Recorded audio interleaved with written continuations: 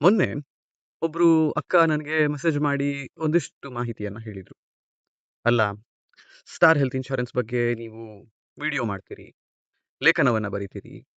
ಹೀಗೆ ಮಾಡಿದಾಗ do you also think that there are a lot of families dependent on that? ತುಂಬಾ ಜನ insurance ಏಜೆಂಟ್‌ಗಳ, ತುಂಬಾ ಜನ ಅಡ್ವೈಸರ್‌ಗಳ, ತುಂಬಾ ಶಾಖೆಗಳ, ಅವರ ಕುಟುಂಬ, ಅವರ ಮನೆಯವರು ಡಿಪೆಂಡೆಂಟ್ ಆಗಿರುವಂತಹದ್ದು ಈ ಕಮಿಷನ್‌ನ ಮೇಲೆಯೇ. ನೀವು ಸ್ಟಾರ್ ಹೆಲ್ತ್ ಇನ್ಶೂರೆನ್ಸ್ ವಿರುದ್ಧ ಮಾತಾಡಿದಾಗ ಅವರ ಬಿಸ್ನೆಸ್ ನಿಲ್ಲುತ್ತೆ. ಅವರ ಕುಟುಂಬಗಳಿಗೆ ಬದುಕು ಇಲ್ಲದಾಗತ್ತೆ. ಅದಕ್ಕೂ ನೀವು ರೆಸ್ಪಾನ್ಸಿಬಲ್ ಆಗ್ತೀರಿ. ನಿಮಗದರ ಅರಿವಿದೆಯಾ ಅಂತ. ಒಂದು ಕ್ಷಣಕ್ಕೆ ಖೇದ, ಬೇಜಾರು ಎಲ್ಲವೂ ನನಗಾದದ್ದು ನಿಜ ಇದನ್ನ ಕೇಳಿದಾಗ. ಆದ್ರೆ ಒಂದು ವಿಷಯ ಏನ್ ಗೊತ್ತಾ? A system becomes bad when everyone involved in the system also actively support it. ನಾನು ಮೇ 28, 2025ರಿಂದ ಇದರ ಬಗ್ಗೆ ಬರಿತಾ ಇದ್ದೇನೆ. ಯಾಕೆ ಬರಿತಿದ್ದೇನೆ? ನನಗೆ ಸಮಸ್ಯೆ ಆದ ಕಾರಣ. ಯಾರಾದ್ರೂ ಸ್ಟಾರ್ ಹೆಲ್ತ್ ಇನ್ಶೂರೆನ್ಸ್ ಏಜೆಂಟ್ಸ್ ಈ ನನ್ನ ವಿಡಿಯೋಗಳನ್ನ ವಿಡಿಯೋ ಹಾಕಿದ್ದು ನಾನು ರೀಸೆಂಟ್ಲಿ ಪೋಸ್ಟ್ಗಳನ್ನ ನೋಡಿ ನನಗೆ ಸಹಾಯ ಮಾಡಿದ್ರೆ ಇದಿಷ್ಟರ ಮಟ್ಟಿಗೆ ಹೋಗ್ತವೇ ಇರಲಿಲ್ಲ. ಅಂಡ್ ಈವನ್ ಹೀಗಾದಾಗಲೂ ನಾನು ಅದನ್ನ ಹಿಡ್ಕೊಂಡು ತುಂಬಾ ಎಳಿಲಿಲ್ಲ. ನನಗೆ ದುಡ್ಡು ಬಂತು, ನನ್ನ ಕ್ಲೇಮ್ಗಳು ಸೆಟಲ್ ಆದವು ಅಂತ ಆದಾಗ ನನ್ನ ಕ್ಲೇಮ್ ಸೆಟಲ್ ಆಯಿತು. ನೀವು ಪ್ರಯತ್ನ ಪಟ್ಟರೆ ನಿಮ್ಮ ಕ್ಲೇಮನ್ನು ಸೆಟಲ್ ಮಾಡಿಕೊಳ್ಳಬಹುದು. ಇದಿಷ್ಟನ್ನೇ ನಾನು ಹೇಳಿದ್ದದು. ಡಾಕ್ಯುಮೆಂಟ್ಸ್ ಇಲ್ಲ ಅಂತ ಸುಮ್ಮನೆ ಕಿರಿಕಿರಿ ಮಾಡಿದ್ರು. ನಮ್ಮ ಕೈಯಲ್ಲಿ ಡಿಲೇ ಟ್ಯಾಕ್ಟಿಕ್ಸ್ ಪ್ಲೇ ಮಾಡಿದ್ರು. ಆದ್ರೆ ನಾವು ನಿಮಗೆಲ್ಲವನ್ನು ಕೊಟ್ಟಿದ್ದೇವೆ ಅಂತ ಹೇಳಿ ಅದನ್ನ ಸೋಷಿಯಲ್ ಮೀಡಿಯಾದ ಮೇಲೆ ಹಾಕಿದಾಗ ಎಲ್ಲ ಸಿಕ್ಕಿದೆ ಅಂತ ಹೇಳಿಕೊಂಡು ಕ್ಲೇಮ್ ಆಕ್ಸೆಪ್ಟ್ ಆಯ್ತು ಅಂತ ಹೇಳಿದ್ದೆ. ಇದಿಷ್ಟು ಆಗ್ಬೇಕಾದ್ರೆ someone within the system could have helped. ಯಾರು ಮಾಡ್ಲಿಲ್ಲ. ಯಾರು ಮಾತಾಡ್ಲಿಕ್ಕೂ ಬರ್ಲಿಲ್ಲ. ಬಿಕಾಸ್ ಏನ್ ಗೊತ್ತಾ, ನಮ್ಮ ಸಮಾಜದ ಸಮಸ್ಯೆ ಏನು ಅಂತ ಹೇಳಿದ್ರೆ unless it is my problem I want interfere. ಎಲ್ಲರೂ ನಾವು ಎಚ್ಚರ ಆಗುವಂತಹದ್ದು ನಮ್ಮ ಬುಡಕ್ಕೆ ಬೆಂಕಿ ಬಿದ್ದಾಗ್ಲೇ, ನನ್ನನ್ನು ಹೊರತಾಗಿ ಅಲ್ಲ. ಇನ್ಶೂರೆನ್ಸ್ ನಲ್ಲಿ ಸಮಸ್ಯೆಗಳಿದ್ದಾವೆ ಅಂತ ಹೇಳೋದನ್ನ ನಾನು ಕೇಳಿದ್ದೆ. ಇನ್ಶೂರೆನ್ಸ್ ನಿಂದ ಹೀಗೆಲ್ಲ ಆಗುತ್ತೆ, ನಾವು ಪ್ರೀಮಿಯಂ ಕಟ್ಟಿದ ನಂತರವೂ ಕವರೇಜ್ ಕೆಲವೊಮ್ಮೆ ಸಿಗೋದಿಲ್ಲ ಅನ್ನೋದನ್ನೆಲ್ಲ ಕೇಳಿಸಿಕೊಂಡಿದ್ದೆ. ಬಟ್ ನನಗೇನು ಅಹಂಕಾರ, ಬಂದದನ್ನು ನೋಡಿಕೊಂಡ್ರಾಯ್ತು. ಇನ್ಶೂರೆನ್ಸ್ ಪ್ರೀಮಿಯಂ ಕಟ್ಟಿದ್ಮೇಲೆ it is not our headache ಅಂತ. ಆದ್ರೆ ಹಾಸ್ಪಿಟಲ್ ಸೇರಿದ ಮೇಲೆ, ಅಲ್ಲಿ ಪ್ರತಿದಿನದ ಬಿಲ್ ನೋಡಿದ ಮೇಲೆ,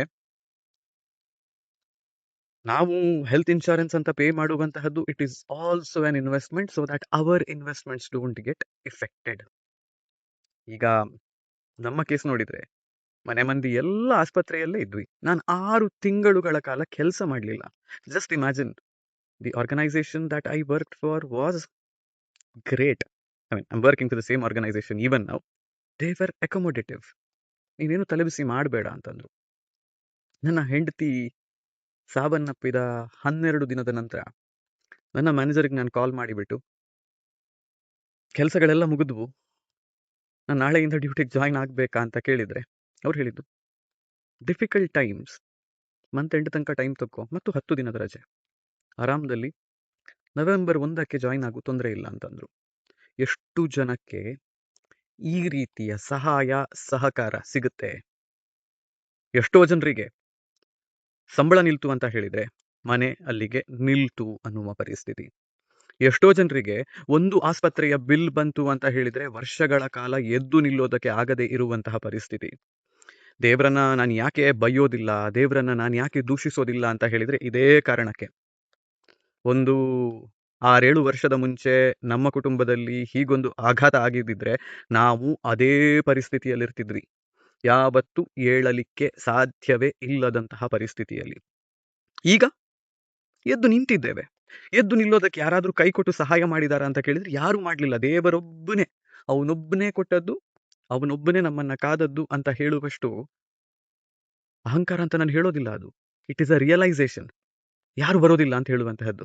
ನನ್ನ ಒಂದು ಕಮೆಂಟ್ ಇವತ್ತು ಪೋಸ್ಟ್ಗೆ ಹಾಕಿದವರೊಬ್ರು ಹೇಳಿದ್ರು, ಆಶೀಶ್, ಇಲ್ಲಿ ನಿಮ್ಗೆ ತುಂಬಾ ಜನ ಹೇಳ್ತಾರೆ ನೀವು ಹೋರಾಟವನ್ನ ಮಾಡಿ, ಕಾನೂನಿನ ಹೋರಾಟವನ್ನ ಮಾಡಿ, ಅವರ ಮೇಲೆ ಕಂಪ್ಲೇಂಟ್ ಕೊಡಿ, ನಾವು ನಿಮ್ಮ ಜೊತೆಗಿದ್ದೇವೆ ಅಂತ. But when the actual fight happens ಯಾರೂ ಬರೋದಿಲ್ಲ, ನೀವೊಬ್ಬರೇ ಮಾಡಬೇಕಾಗತ್ತೆ, ಅದು ನಿಮ್ಮ ನೆನಪಲ್ಲಿರಲಿ ಅಂತ ಅವರು ಹೇಳಿದ್ರು. ನನಗದು ಗೊತ್ತಿದೆ ಸರ್ ಅಂತ ಕಮೆಂಟ್ ಹಾಕಿದ್ದೆ. But I have to actually tell you that ನನಗದು ಗೊತ್ತಿದೆ. ಈಗ ನೋಡಿ, 1 ವರ್ಷದಲ್ಲಿ ನಮ್ಮ ಬದುಕು ಸಂಪೂರ್ಣವಾಗಿ ಬದಲಾಗಿ ಹೋಗಿದೆ. ಬೆಂಗಳೂರಿನಲ್ಲಿ ಆರಾಮದಲ್ಲಿ, ಗಮ್ಮತ್ನಲ್ಲಿ ಇದ್ದಂತಹ ಲೈಫ್. ಇವತ್ತು ಹಳ್ಳಿಯ ಬದುಕು.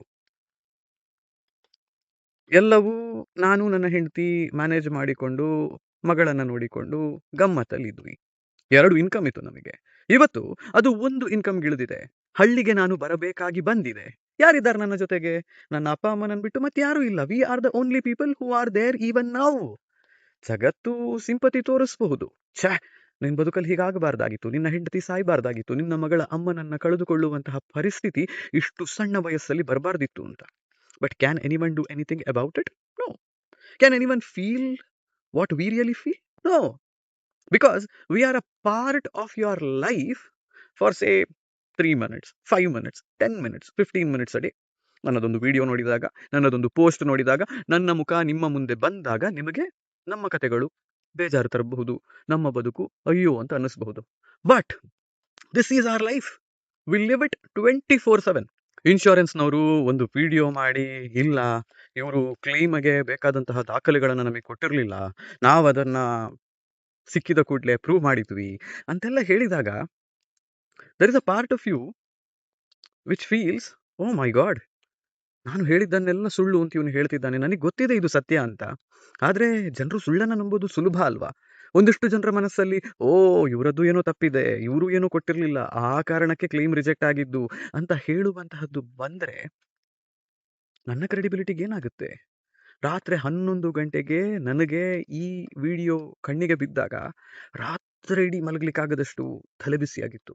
ರಾತ್ರಿ 2 ಗಂಟೆಯವರೆಗೆ ನಿದ್ದೆ ಮಾಡದೆ ಕೂತ್ಕೊಂಡು ನನ್ನ ಹತ್ರ ಇರುವಂತಹ ಡಾಕ್ಯುಮೆಂಟ್ಗಳನ್ನು, ನನ್ನ ಹತ್ರ ಇರುವಂತಹ ಪ್ರೂಫ್ಗಳನ್ನು, ನನ್ನ ಹತ್ರ ಇರುವಂತಹ ಮೇಲ್ಗಳನ್ನು ಎಲ್ಲವನ್ನೂ ಜಾಲಾಡಿಕೊಂಡು ಕೂತಿದ್ದೆ.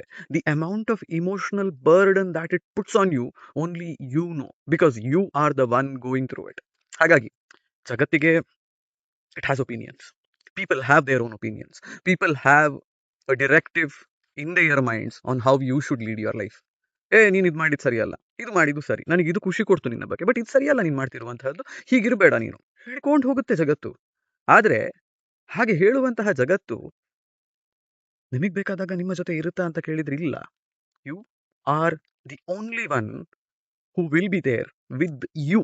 ಸೊ ಹಾಗಾಗಿ ಎಂಡ್ ಆಫ್ ದ ಡೇ ಮಲಗೋದಕ್ಕಿಂತ ಮುಂಚೆ ನಾನಿವತ್ತು ಯಾರಿಗೋ ಮೋಸ ಮಾಡಿದೆ, ನಾನೇನೋ ಸುಳ್ಳು ಹೇಳಿದೆ, ನಾನು ನನಗೆ ಸರಿಯಾಗಿ ಬದುಕಲಿಲ್ಲ, ನಾನು ಅನ್ನಿಸಿದ್ದನ್ನು ಮಾಡಲಿಲ್ಲ ಅಂತ ಹೇಳುವಂತಹ ಗಿಲ್ಟ್ ಒಂದನ್ನು ಬಿಟ್ಟು ಬೇರೆ ಯಾವುದಕ್ಕೂ ನೀವು ಕೇರ್ ಮಾಡಬೇಕಾಗಿಲ್ಲ. ಇದು ನನ್ನ personal opinion. Life goes on. ನೀವು ಹೀಗೆ ಮಾಡಿದರೂ ಬದುಕು ಮುಂದಕ್ಕೆ ಹೋಗುತ್ತೆ, ಹಾಗೆ ಮಾಡಿದರೂ ಬದುಕು ಮುಂದಕ್ಕೆ ಹೋಗುತ್ತೆ. ನೀವು ನಿಮ್ಮ ವಿರುದ್ಧ ಆಗುವಂತಹ ಎಲ್ಲ ಆಕ್ರಮಣಗಳನ್ನು, ಆಗುವಂತಹ ಎಲ್ಲ ಕ್ಯಾಂಪೇನ್ಗಳನ್ನು, ಸ್ಮಿಯರ್ ಕ್ಯಾಂಪೇನ್ಗಳನ್ನು ಹಾಗೆ ನೋಡಿ ಸುಮ್ಮನಿರಬಹುದು. ಏನೂ ಆಗೋದಿಲ್ಲ. Life goes on. People forget. ನೀವು ಯಾರು ಇಂಪಾರ್ಟೆಂಟ್ ಅಲ್ಲ ಬೇರೆಯವರ ಬದುಕಲ್ಲಿ. ನಾವೆಲ್ಲರೂ ಆಲೋಚನೆ ಮಾಡೋದು ನಾವು ಯಾರೋ ತುಂಬ ಇಂಪಾರ್ಟೆಂಟ್ ವ್ಯಕ್ತಿಗಳು ಅಂತ. But we are a very small part of someone else's life ಅಷ್ಟೇ. ಅದಕ್ಕಿಂತ ಹೆಚ್ಚು ನಾವೇನು ಅಲ್ಲ. ಸೊ ಹಾಗಾಗಿ don't think of it like that. Live life the way you want to live. Do what you want to do. ನಿಮಗೆ ಸರಿ ಅನ್ಸುತ್ತಾ ಮಾಡಿ ಅಷ್ಟೇ. ಯಾಕೆ ಗೊತ್ತಾ? You are the one who will bear the repercussions of it. You are the one who will bear the fruits of it also.